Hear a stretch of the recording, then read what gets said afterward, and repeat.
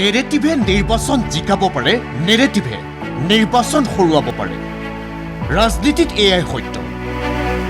সকলো থকাৰ পাছতো এটা শক্তিশালী নেৰেটিভ সৃষ্টিত ৰাজ্যত বিৰোধী পুত লগাকৈ ব্যৰ্থ হৈ আহিছে। সেয়া লাগিলে 2016 হওক বা 2021 হওক। 2016ত বিজেপিৰ নেৰেটিভ আছিল জাতি মাটি ভেটি।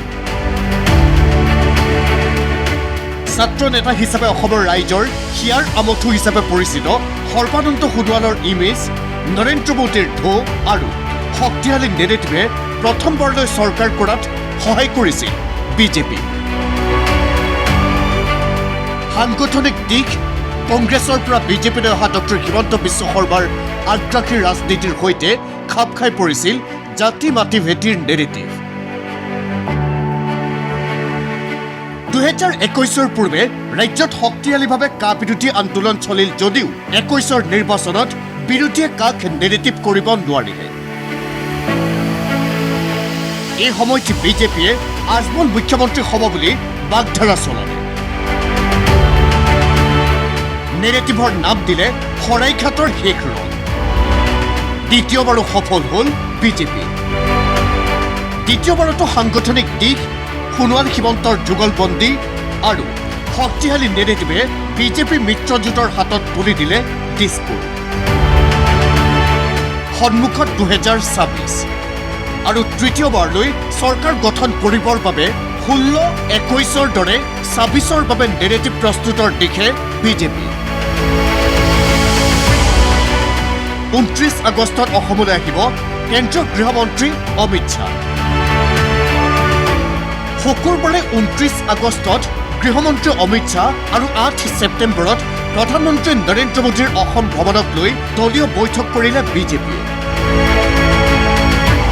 বৈঠকত ভাগ লৈ মুখ্যমন্ত্ৰী ডক্টৰ হিমন্ত বিশ্ব শৰ্মাই ক'লে, অমিত শ্বাহৰ ভ্ৰমণৰ পৰাই আৰম্ভ হ'ব ৰাজনৈতিক নেৰেটিভ নিৰ্মাণৰ প্ৰক্ৰিয়া। 29 তাৰিখৰ গৃহমন্ত্ৰী ডাঙৰীয়াৰ অসম ভ্ৰমণ গুৰুত্বপূৰ্ণ, কাৰণ তাৰ 6 মাহ 7 মাহ পিছতে বিধানসভাৰ নিৰ্বাচন অনুষ্ঠিত হ'ব। পঞ্চায়তৰ প্ৰতিনিধিসকলক গৃহমন্ত্ৰী ডাঙৰীয়াই দিবলগীয়া ভাষণটোৱে স্বাভাৱিকভাৱে নিৰ্বাচনৰ প্ৰাক মুহূৰ্তত এটা গুৰুত্বপূৰ্ণ ভাষণ বুলি বিবেচিত হ'ব। পলিটিকেল নেৰেটিভ বিল্ডিঙৰ প্ৰক্ৰিয়া ডেফিনেটলি 29 আগষ্টৰ পৰা আৰম্ভ হ'ব বুলি আমি আশা কৰিব পাৰোঁ। পিছে কি হ'ব বিজেপিৰ 26 নেৰেটিভ? সাম্প্ৰতিক ৰাজনৈতিক প্ৰেক্ষাপট চালে স্পষ্ট যে বেদখলমুক্ত অসমৰে খিলঞ্জীয়াৰ সুৰক্ষা হ'ব পাৰে বিজেপিৰ 26 নেৰেটিভ।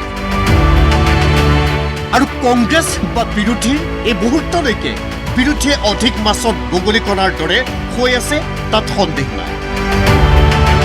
বিৰোধীয়ে আজি যদি এটা ইছ্যু লৈছে, পিছদিনা আন এটা। ভিডিঅ' জাৰ্নেলিষ্ট যতীন বৰাৰ সৈতে ৰাজু বৰুৱাৰ ৰিপৰ্ট, ND24।